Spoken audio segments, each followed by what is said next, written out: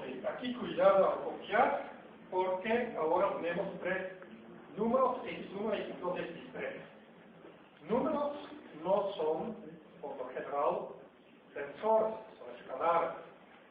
Y los escalares, en un buen texto científico, incluso cuando vayan a escribir la tesis, van en itálicos, cursivos, y no van en negritas. Vamos a distinguir claramente cuando quiero indicar el tensor P, pues es muy tedioso, pero ya me acostumbré cuando escribo un texto. El tensor P queda en fuente recto, pero tengo que seleccionarle, darle clic en negrita. Luego el número n, porque vamos a poner n puntos. Si tengo nada más n, por ejemplo, podemos tener el problema que en un texto queremos utilizar el punto O y la palabra O el número Y la palabra Y. Pues, para saber qué es una palabra y qué es un número, pues los números van en cursivas, pero sin negritas. Y los tensores van en fuente recta, pero negritas. Y aquí vemos cuál es parte del texto y cuáles son los símbolos que estamos utilizando. Si van a escribir un reporte ya un poquito más avanzado, tienen que procurar que se distinguen las letras del alfabeto de aquellos que son símbolos de tensores y escalares. Y en este curso va a ser muy importante que distinguen esto, que tratan de poner en negritas todos sus tensores, porque si no van a estar confundidos. Y si no logran seguir el ritmo en clase, pues después de clase agarran un plumoncito y remarcan todos los tensores en plumón para tenerlos en limpio. Ok, X1, X2 y X3 son los componentes del tensor P.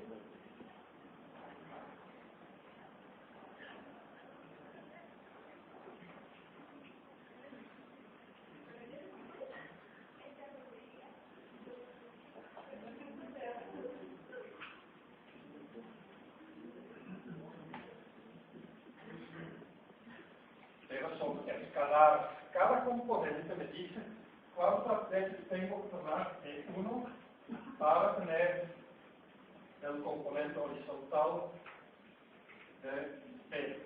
¿Cuántas veces tengo que tomar E3 para tener el componente vertical de P? Simplemente son multiplicadores que aplicados a los vectores unitarios y definen la base para definir el punto C. Ahora, lo que sería el error clásico es escribir P es igual a X1, X2, X3. Esto es muy erróneo, por una muy sencilla razón. X1, X2, X3 solamente existen cuando defino un sistema de referencia. Lo que necesito es E1, E2, E3 para poder definirlos. Pues si como el tensor T, como es un tensor, no tiene nada que ver con sistemas de referencia, no puede ser igual. Un tensor no puede ser igual a tres escalares. Un tensor es un tensor y tres escalares son tres escalares. No hay problema. Esta igualdad es perfectamente válida. ¿Por qué? Porque la suma de vectores multiplicado con escalares es otra vez un vector. Y un vector puede ser igual a otro vector. Pero un vector no puede ser igual a tres vectores. Pues se observan muchos cursos. Es realmente una omisión, pero en este curso, como tenemos que estar un poquito más estrictos con los detalles, no lo vamos a hacer. Y luego vemos en otros cursos que quieren mantener perfectamente el rigor, que siempre van a estar trabajando con los E1, E2, E3. tampoco es para tanto. Existe una solución para esto. Escribimos que en negrita tiene con dos puntitos x1, x2, x3. Bueno, en realidad, para que quede claro esto, tendríamos que escribir así con la punta de la pluma x1, x2, x3. Para que quede claro que no va a haber negrita, porque son escalares. Y el puntito esto tiene como significado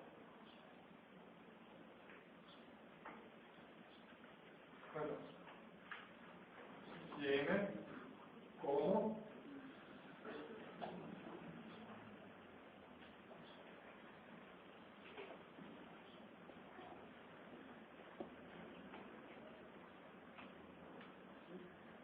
el doble punto me dice que T tiene como componentes x1, x2, x3.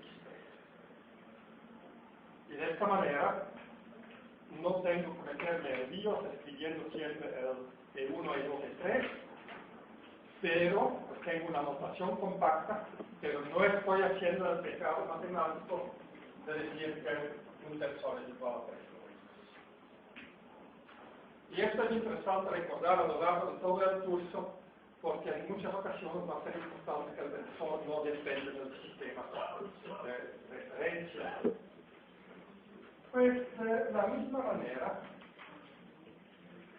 vamos a poder encontrar que el tensor que tengo ahí en el otro lado, que tendrá como componentes E1, E2, E3, y tendrá como componentes I1, I2,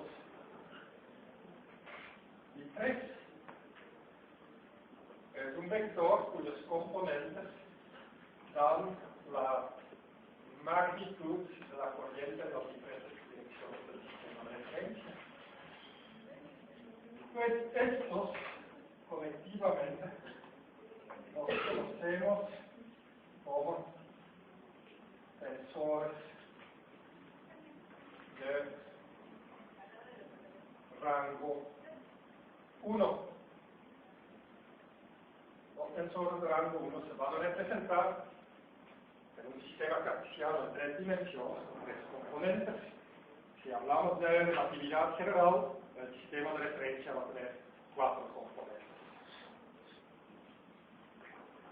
Ahora, el tensor sigma que tengo ahí, que da la relación entre I y E, sigma va a tener como componentes sigma 1, 1, sigma 1, 2, sigma 1, 3, sigma 2, 1, sigma 2, 2, sigma 2, 3, sigma 3, 1, sigma 3, 2, sigma 3, 3. Aquí tengo dos subíndices y por lo tanto en vez de 3 componentes tengo 9 componentes. Estos son tensores de rango 2. Podría haber escrito, en vez de ecuaciones electromagnéticos, podría haber escrito que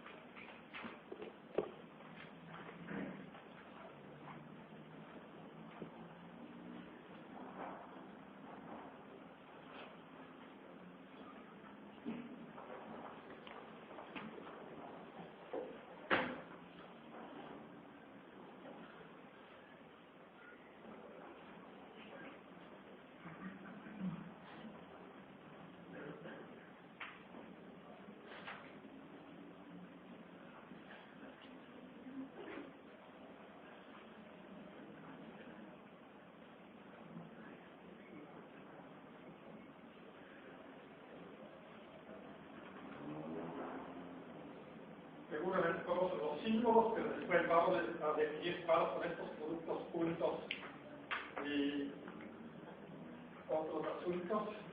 Pues aquí encontramos datos, cosas del tensor Nabla, ya lo conocen seguramente. Pues puede escribir. Nabla tiene como componentes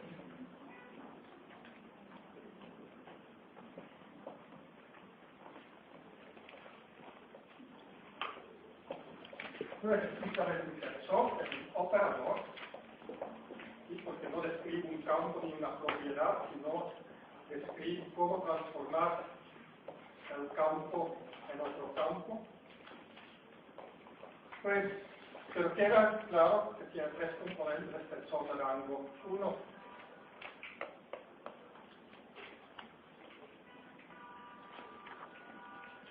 ¿Alguien sabe cuál es la ley que apareció en el pizarrón? Luego. Es la ecuación de Fourier, la forma transiente. Me parece una K, pero la K parece negrita aquí. Porque en un material anisotrópico la K puede ser un tensor. Si queremos calcular la transferencia de calor a través de una multicapa, podría ser una tubería hecha de un material compuesto y recubierto con quién sabe qué para hacer un colector solar. En este momento, K se convierte en un tensor y tendrá como componentes K11, K12, K13, K12, K12, K13, K13, K23, K33. Una vez lo hicimos simétrico, porque se puede demostrar que tiene que ser simétrico. ¿Por qué digo que se convirtió en tensor? Siempre es un tensor. Nada más cuando hacemos la simplificación de un medio isotrópico en transferencia de calor, y siempre hacemos esta simplificación, se va a tener un tensor diagonal donde todos los elementos sobre la diagonal son iguales. Y en este momento hacer todo el cálculo tensorial es realmente un exceso, pero tan sencillo, donde cada vez, y son estudios que se han hecho de verdad, tienes que calcular cuánto tarda una lasaña en calentar en el microondas. Es una lasaña de un sistema con capas, pues capas de un tensor ortotrópico. De esto vamos a hablar después, no para acá, pero simplemente para si trabaja para alguna empresa para acá, que vende lasaña congelada, pues si quieren saber cuánto tarda en cocinarse en algún sistema de calentamiento, vamos a llegar a un sistema isotrópico y se pueden reír, pero se han escrito artículos enteros sobre este tipo de trópicos, porque al final de todo se gana mucho más dinero con esto que con muchas aplicaciones de sistemas microelectromecánicos y MEMS y NEMS y cosas por el estilo, ¿no? Bueno, desde luego también si hablamos de mismos circuitos electrónicos, el calentamiento de un circuito electrónico es muy importante para su funcionamiento. Y si queremos calcular, por ejemplo, los esfuerzos térmicos en un microchip, vamos a necesitar aplicar la ecuación de Fourier, pero en su versión anisotrópica, porque típicamente los semiconductores no son isotrópicos. Si bien puede parecer algo un poquito alejado de la realidad, son asuntos donde un ingeniero mecánico tarde o temprano puede tocar. Pero hay otro tensor ahí, que es el tensor T.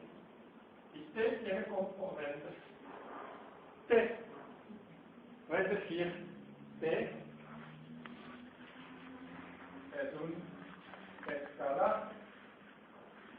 Aquí tengo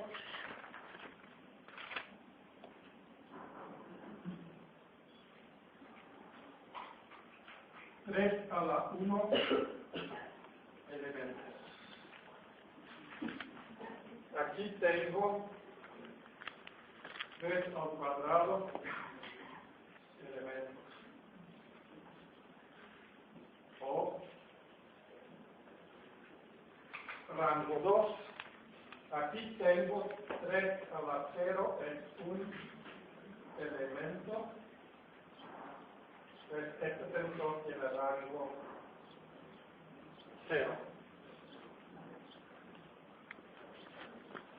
Ahora, ¿cuál es la fuerza del uso de cálculo tensorial en la mecánica del medio continuo? Hay dos grandes ventajas que vamos a encontrar. ¿Se acuerdan cuando vamos a multiplicar matrices con vectores columna, con vectores fila, con estilos? Que hay que tener un tremendo cuidado con el orden casual de los asuntos. En tensores, este orden va a ser perfectamente lógico, o incluso en la mayoría de los casos no va a ser muy importante. Es una ventaja muy grande. Pero, algo que se podría haber visto, los ejemplos que puse en el pizarrón, si tengo dos tensores de primer orden, el que conecta los dos es un tensor de segundo orden. Al igual, aunque aquí no aparece tan directo, el gradiente de la temperatura es un tensor de primer orden, porque es lambda T, lambda T, lambda T. Esto se va a conectar con la temperatura, aquí hay otro gradiente, pero tengo aquí en medio un tensor de segundo orden, rango 2, pero a veces si dice orden 2, pero voy a tratar de decir rango. Pero si tengo dos tensores de rango 2, las propiedades que conectan estos dos tensores van a ser de rango 4. Y el problema es cómo describo una matriz de rango 4. Pues es muy sencillo. Hago 3 reglitas de 3 por 3 y pues 3 columnas por 3 renglones de matrices de 3 por 3. Pero en lo general se me va a hacer un poquito más complicado. Vamos a llegar a rango 6 y se me van a faltar dimensiones de mi pizarrón. Y por lo tanto, en la álgebra lineal, la clásica álgebra lineal, estamos limitados a vectores y matrices. Pero ahí nos para la física. Pues la física va mucho más allá que esto.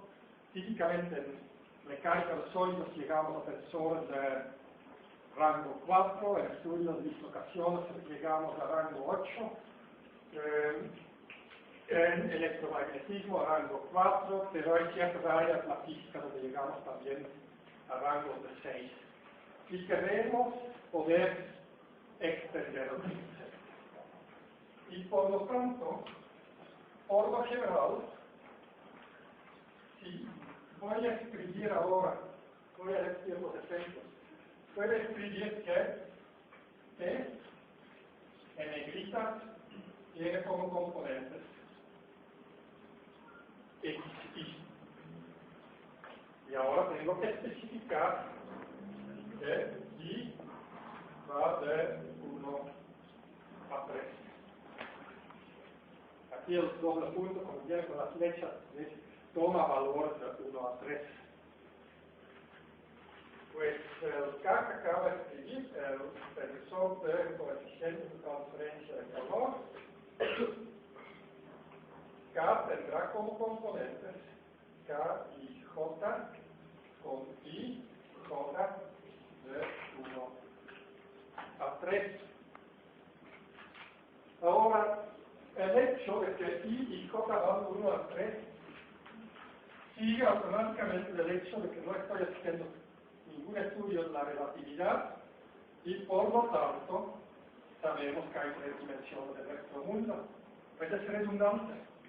De aquí en adelante no lo voy a anotar. Digo que es redundante. No le estoy marcando en rojo como error. Simplemente no se tiene que mencionar.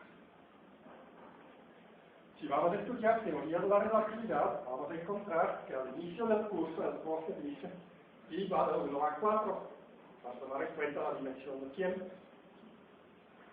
Y el profe va a decir, y de aquí en adelante I va de 1 a 4.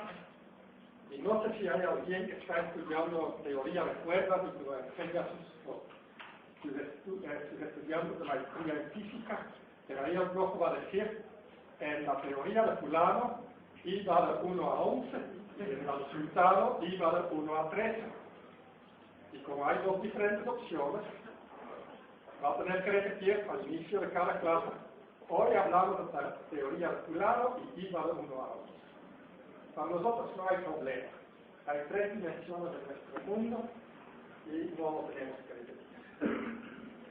Pero de esta manera se puede escribir tensores de rango mayor.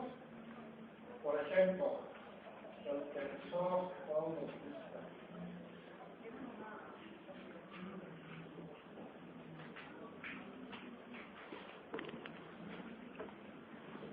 un tensor P mayúscula, que tal vez algún día aparecerá en algún ejemplo, sería P y K.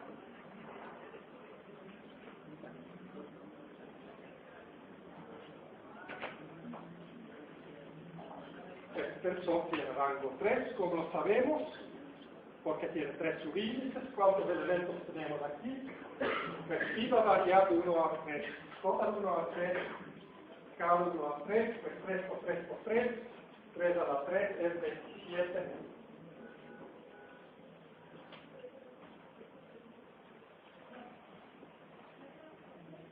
Elementos. Y, por ejemplo, el tensor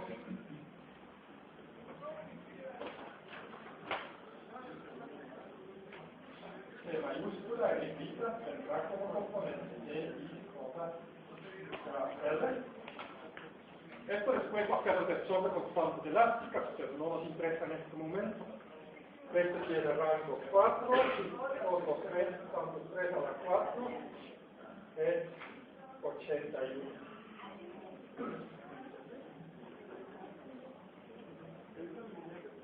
Y aquí ya empieza a aparecer otra gran ventaja de tensores, en el sentido de que si vamos a utilizar programación computadoras, para una computadora no es ningún problema almacenarse estos 81 elementos en un arreglo que tiene 4 numeritos enteros. ¿Sí? Podría ser, por ejemplo, C1123.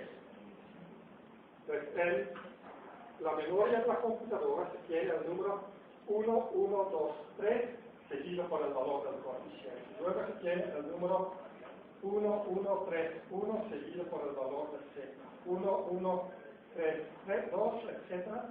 Y realmente es lo más natural almacenar información de esta manera en una computadora. Para nosotros, para imaginar que es un tensor de 4 rangos, podríamos pensar que rango 0 es un numerito. Rango 1, 1, 2, 3 numeritos en una regla. Rango 2 es 3 por 3. Rango 3, como uno enfrente y otro enfrente, todavía siguiendo 3 pizarrones en el salón, podría hacerlo. Pero rango 4, me falta una dimensión. Y ya no tengo 4 dimensiones. Pues nos hace muy difícil imaginarlo. Pero simplemente si pensamos en una operación en una computadora donde los numeritos varían sistemáticamente de 1 a 3, 1 a 3, 1 a 3, 1 a 3, nada más de otra tablita.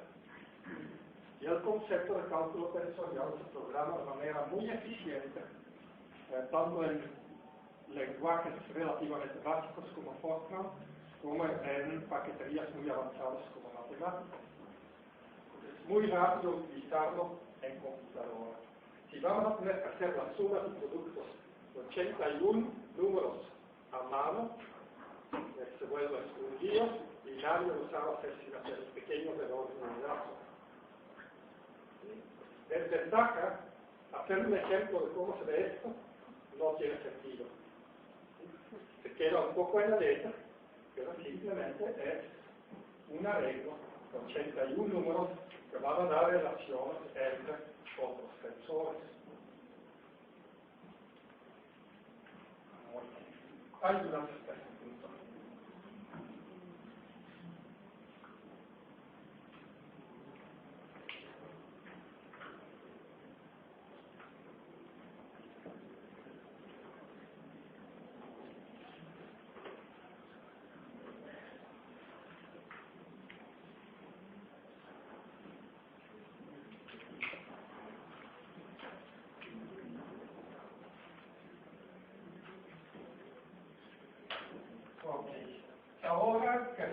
saber qué pasa con el sistema, con los componentes del tensor, cuando cambiamos de sistema de referencia. Y esto nos va a conllevar la definición matemática de lo que es un tensor. La definición física, si definición se le puede llamar, es que es la descripción de una cantidad física o una cantidad física en un punto del sistema o la relación entre cantidades físicas. En términos matemáticos podemos redefinir el sistema de referencia X1, X2, X3 y repetimos el dibujo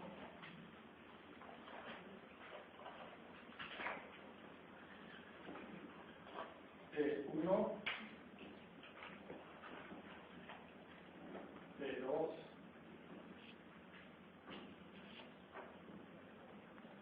D3. Es casi el mismo dibujo que hace rato. Tengo un tensor indicado por la flecha T.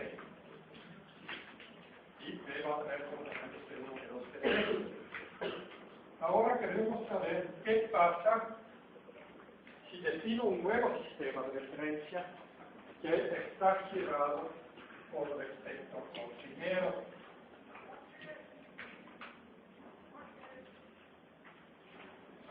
X1', X2', X3'. En este sistema rotado voy a tener los vectores E1', E2', E3'.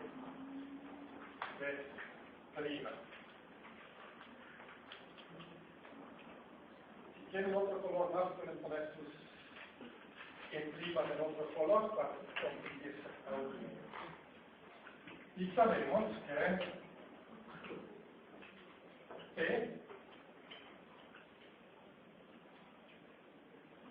es igual a P1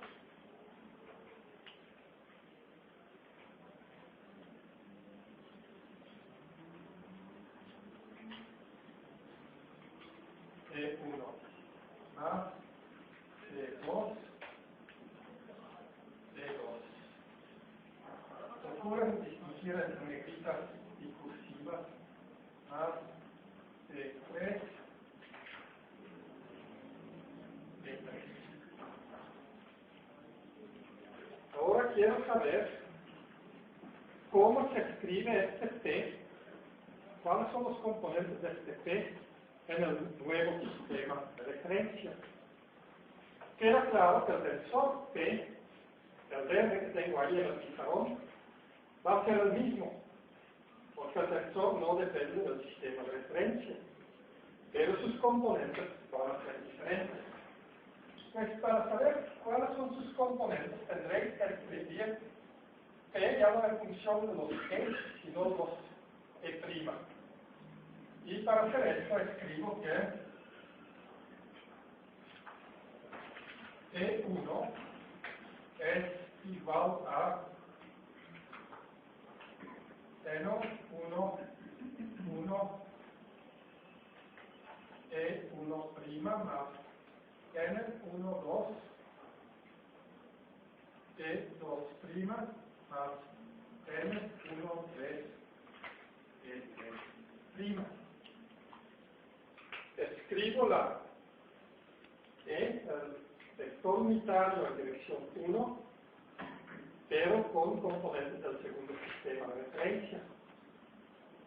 Y como E es unitaria y E' también es unitario, estos son los cosenos directores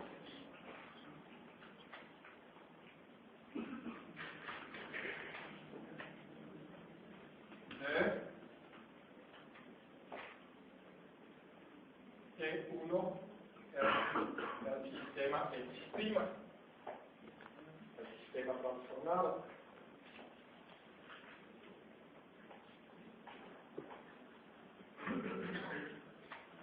Evidentemente, tengo aquí el E1 tiene cosenos directores indicados con 1 y luego otro número que indica a qué vector unitario corresponde, a qué corresponde el sistema transformado. De la misma manera encontramos de E2 es N2 1 T1' más N2 2 T2' más N2 3 T3' y E3 es N3 1 E'1 1 más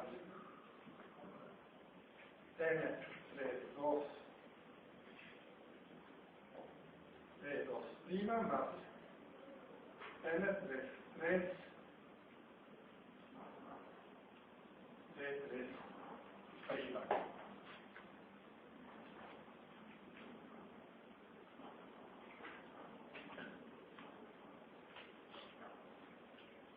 Vemos que los cosenos directores, los tres vectores unitarios, definen en realidad una matriz con dos subíndices.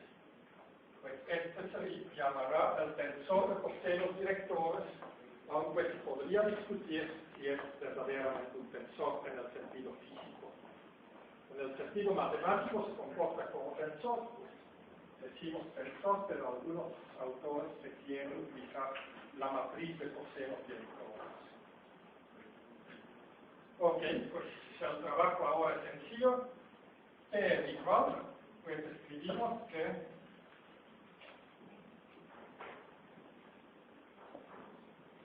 E es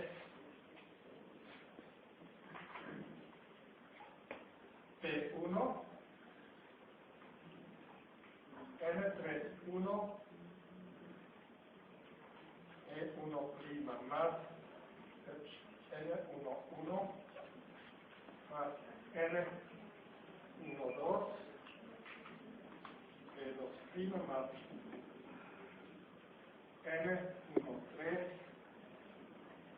E3' más E2 N21 E1' más N22.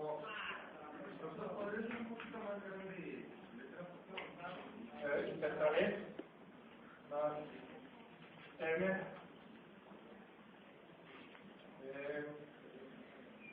2, 3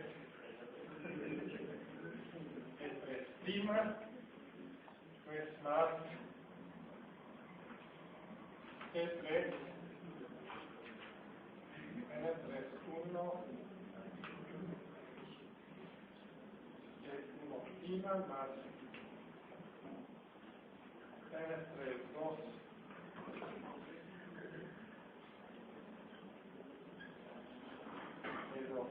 E2' más N33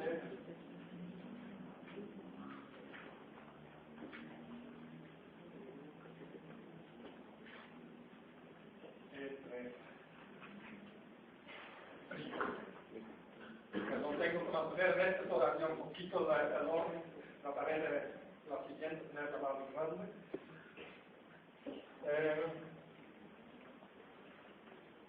Ok. Ahora queremos saber esta expresión en términos de los es prima, no en términos de es. Esto lo voy a hacer es agrupar en dirección vertical todos los que son E1, todos los que son E2, todos los que son E3', evidentemente. Y esto me da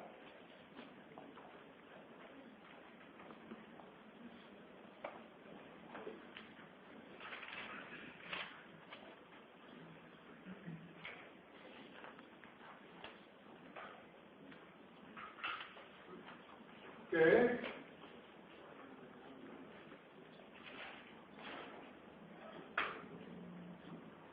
P es igual a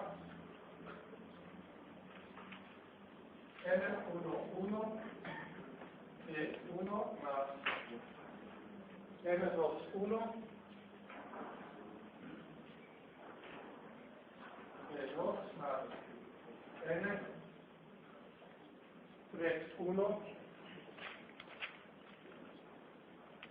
P3 por P1' más N12 P1 más N22 P2 más aquí N32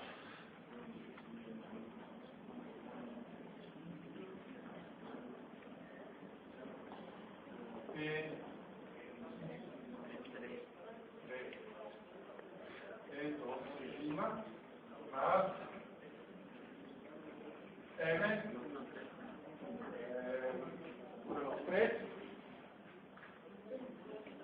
P1 más N23 P2 más N33 P3 y esto evidentemente va a negritas P3'. Pues lo que tengo ahora aquí agrupado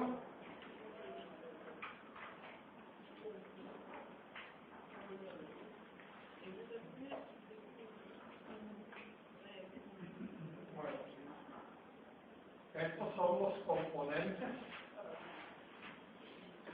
del vector P en el sistema alzado. O podemos escribir que esto P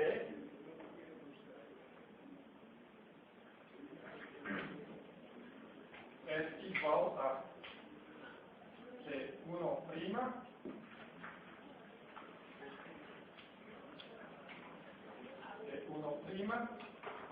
más P2' P2' más P3' y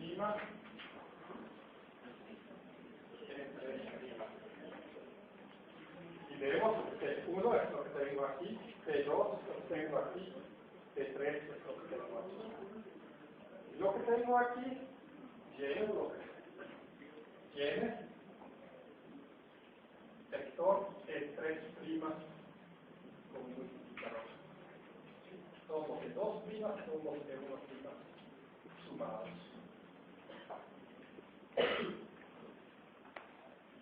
Pues, escribiendo esto en términos de una multiplicación matricial, vemos que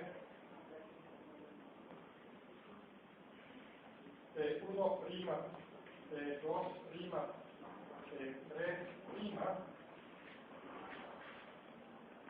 es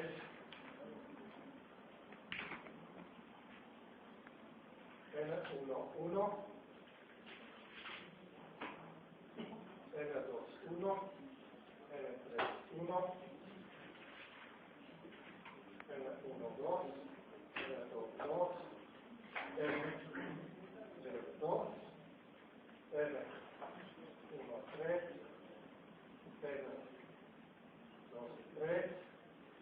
N33 veces P1, P2, P3.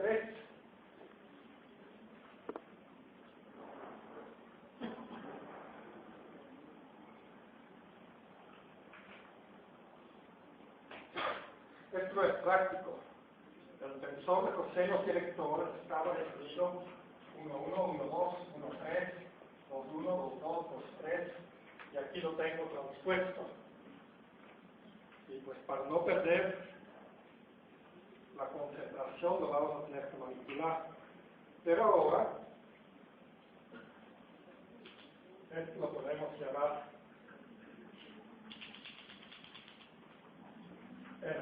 supuesto, el tensor n, no el transpuesto, es un tensor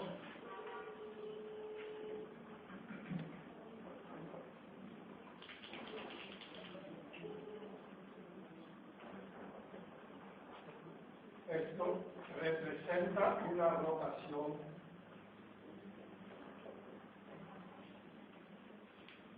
pura.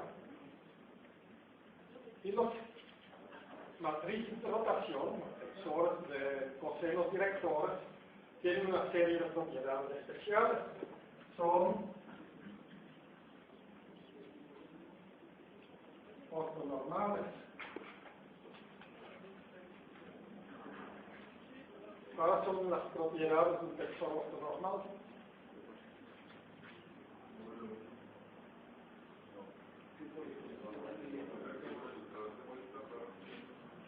Bueno, hay muchas. Creo que ya las escuché todas, pero como medio mezclado. Pues los vectores columna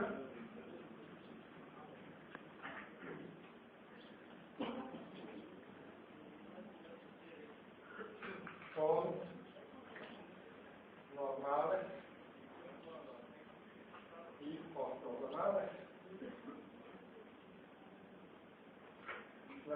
Los vectores fila son normales y ortogonales. Es decir, si multiplico el vector n1, n12, n13 con n21, n22, n23, obtengo 0. Si multiplico el vector n1, 1, 2, 1, 3, 1 con 1, 3, 2, 3, 3, 3, obtengo 0.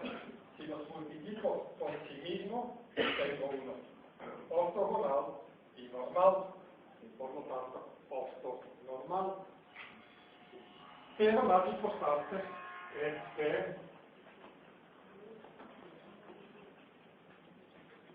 n-1 es igual a nt, o la inversa es igual a la transpuesta. Tiene otras propiedades, es una matriz que representa una rotación pura, es decir, una rotación, algo que no causa cambio de forma, que simplemente gira el objeto en el espacio. Y según un teorema de Euler, hay muchos teoremas de Euler, pero según el teorema de Euler sobre rotaciones, cada rotación se puede representar como un eje de rotación y el ángulo de rotación. Y se puede demostrar que un tensor ortonormal nada más tiene un eigenvector real, que es el eje de rotación, y el eigenvalor correspondiente es el ángulo de rotación. No lo vamos a demostrar en este curso, pero pues de la matriz se puede, cuando se diagonaliza la matriz, obtenemos dos eigenvalores que son complejos conjugados y un eigenvalor real, y esto nos va a dar el ángulo de rotación. Esto lo pueden buscar en Wikipedia, propiedades de una matriz de rotación. Van a encontrar una gran serie de bonitas propiedades que tarde o temprano se necesitan para la ingeniería mecánica. Por ejemplo, en cinemática vamos a encontrar estos tensores con mucha frecuencia. Y esto me permite escribir al final de todo que P1, P2, P3, voy a invertir la relación, es igual a N11, N12, N13, N21, N22, N23, N31, N32, N33, P1 prima, P2 prima, P3 prima. Había dicho que el eigenvector era el eje de rotación.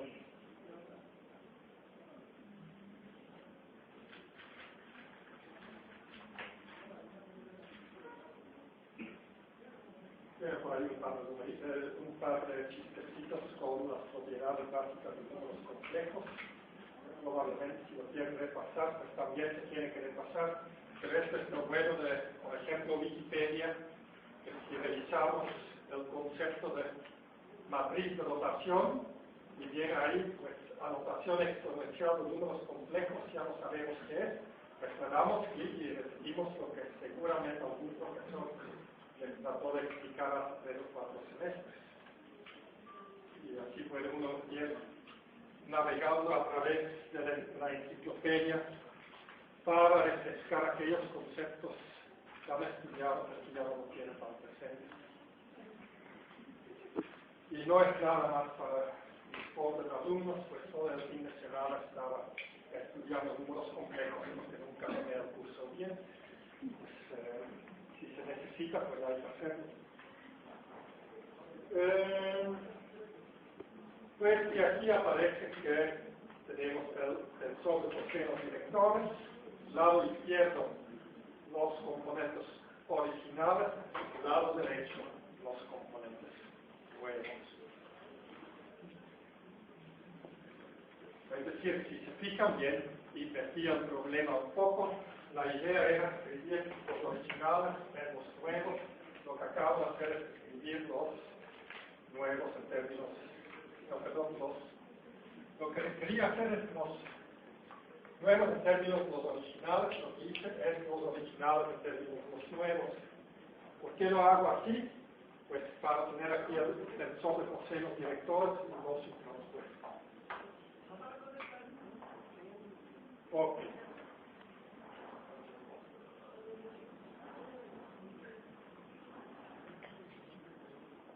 ¿Cómo lo hacemos? Pues voy a tratar de aprovechar estos 10 minutos.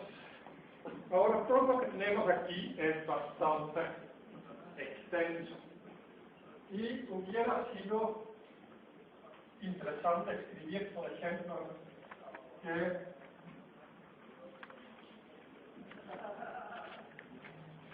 T es sigma y igual a 1 hasta 3 de CI.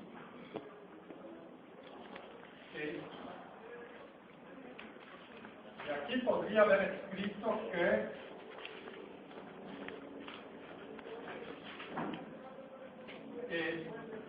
I es la suma de J igual a 1 hasta 3 de N y J de J prima.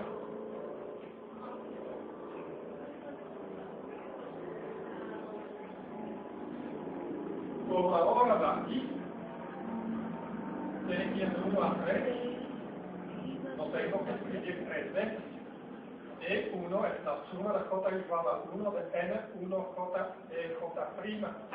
Esta es mi primera fila. Si pongo para I igual a 2, tengo el segundo renglón. Si pongo igual a 3, tengo el tercer renglón.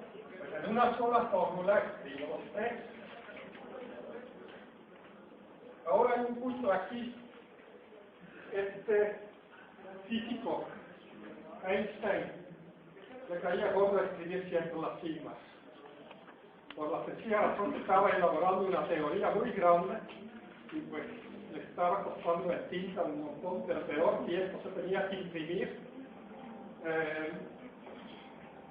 Los editores científicos tenían que pegar letritas y arriba, letritas y más, pues para hacerle caber en un libro con la tecnología del principio del siglo XX, esto no era muy manejable, porque aparecían y aparecían y aparecían las sumas. Lo que observó es que aquí estoy sumando sobre la I es repetida. Y aquí tengo I. Aquí estoy sumando sobre la J. la I no se repita, la cota se repita. Pues en vez de escribir la sigma, lo que decidió escribir es CI, CI. Como la I es repetida, vamos a sumar sobre la I. La segunda expresión se hace EI es NIJ es cota prima. Aquí es la cota que está repetida, pues es un índice de sumación.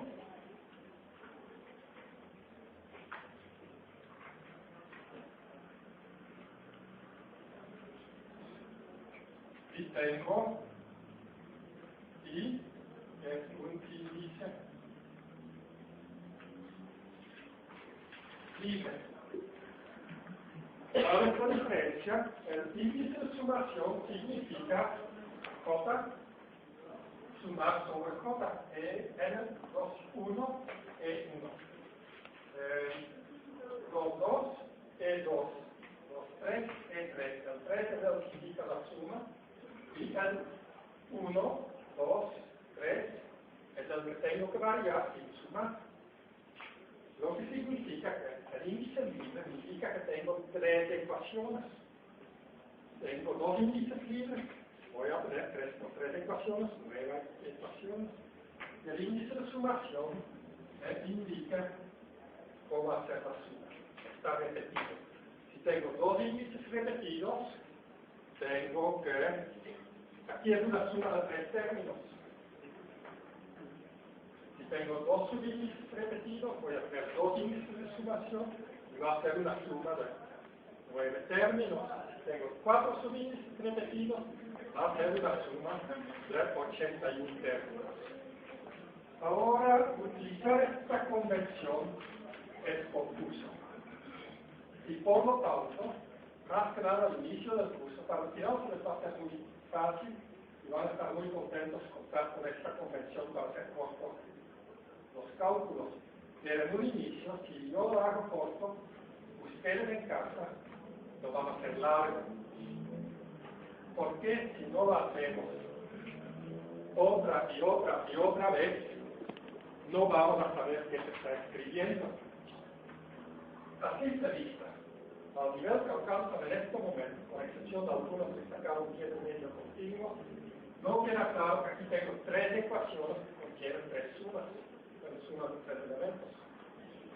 Si parece que un número está igual a otro número multiplicado por otro, no. Lo que tengo expresado aquí son estas 3 ecuaciones.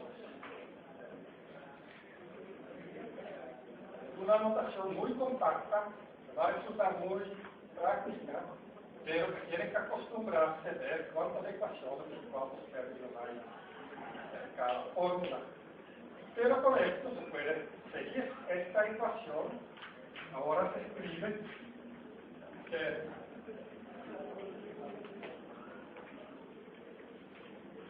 E es igual a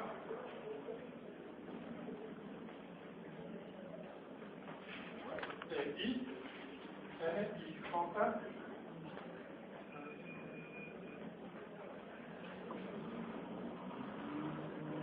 en J.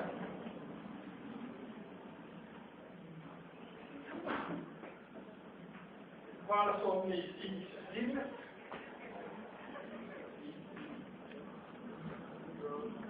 Ninguno. Todos son repetidos. Tengo dos índices de sumación, no me queda el índice libre. Y podemos fijarnos, lo que tengo aquí es una sola suma, más este, pero aquí tengo un signo más. Este, más, estoy sumando 9 términos.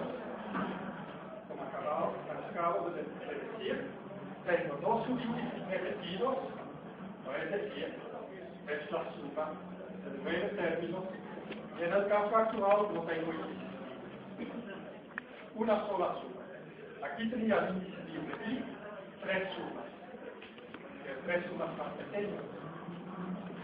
Ahora, lo que tienen que hacer en casa es ver si lo pueden escribir con el signo de sumación.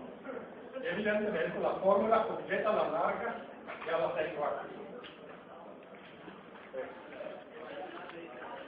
Si repito aquí, encuentro simplemente que P es PI, N y J, EVA en negrita, ¿se acuerdan? El J. Es la misma, nada más escrito en otro orden. Es decir, la notación inicial no tiene que saber el orden de sumación. Y la suma es la misma. Aquí tendrá que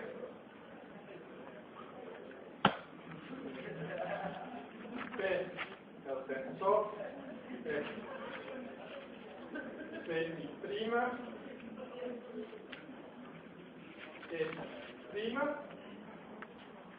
y el índice repetido, es la suma de 3, no tengo su índice prima, y aquí vamos a encontrar que I' es N, J, I, de J, y finalmente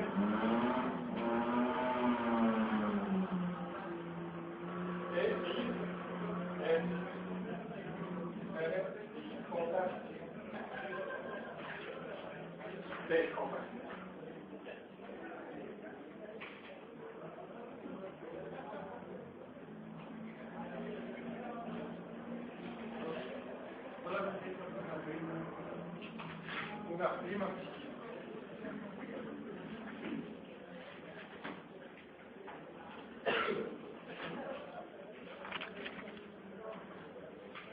Y vemos que lo que eran dos pizarrones llenas se podría escribir en 1, 2, 3, 4, 5, 6 renglones. Es decir, todo el cálculo que hice en las letras negras en anotación inicial, como lo llamamos, utilizando la convención de suma, la podríamos compactar en este cuadrito.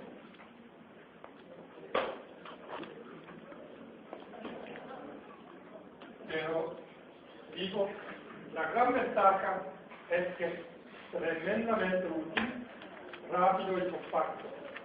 La gran desventaja es que hacer una batalla, acostumbrarse a esta anotación, y lo vamos a hacer simplemente. Cuando tenemos dudas, lo pasamos de largo. Vamos a hacer suficientes ejercicios y ejemplos de clase para que se les vaya quedando claro cómo vamos a hacer.